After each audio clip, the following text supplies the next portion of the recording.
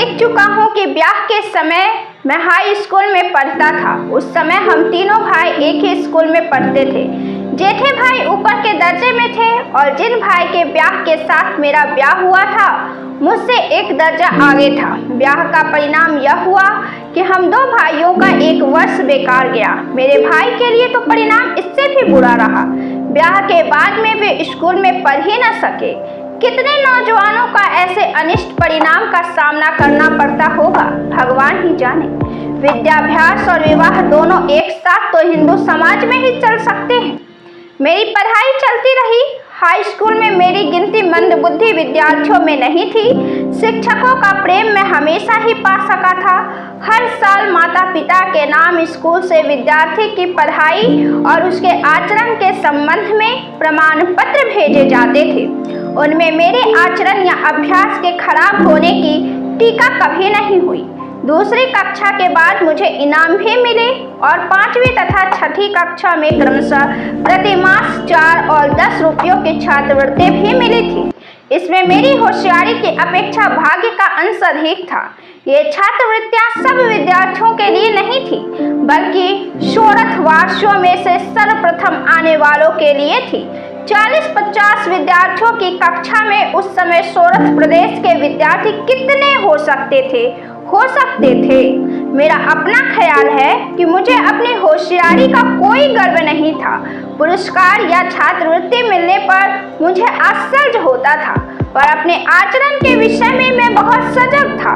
आचरण में दोष आने पर मुझे रुलाई आ ही जाती थी। मेरे हाथों कोई भी ऐसा काम बने जिससे शिक्षकों को मुझे डांटना पड़े अथवा शिक्षकों का वैसा ख्याल बने तो वह मेरे लिए असह्य हो जाता था। मुझे याद है कि एक बार मुझे मार खानी पड़ी थी। मार का दुख नहीं था, पर मैं दंड का पात्र बन गया। इसका मुझे बड़ा दुख रहा। मैं खूब रोया। यह प्रसंग पहली या दूसरी कक्षा का है। दूसरा एक प्रसंग 7वीं कक्षा का है। उस समय दोराबजी एडलजी में हेडमास्टर थे। वे विद्यार्थी प्रेमी थे क्योंकि वे नियमों का पालन करवाते, व्यवस्थित रीति से काम करते, लेते और अच्छी तरह पढ़ाते थे।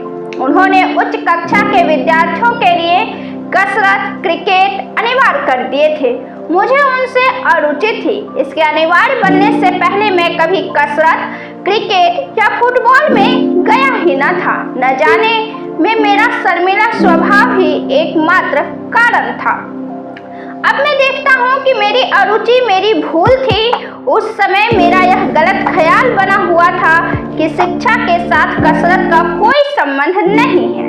बाद में मैं समझा कि विद्याभ्यास में व्यायाम का अर्थात शारीरिक शिक्षा का मानसिक शिक्षा के समान ही स्थान होना चाहिए। फिर भी मुझे कहना चाहिए कि कसरत में न जाने से मुझे नुकसान नहीं हुआ। उसका कारण यह रहा कि मैंने पुस्तकों में खुली हवा में घूमने जाने की सलाह पढ़ी थी और वह मुझे रुचि थी। इसके कारण हाई स्कूल के उच्च कक्षा से ही मुझे हवाखोरी की आदत पड़ गई थी। वह अंत तक बनी रही। टहलना भी व्यायाम तो ही है।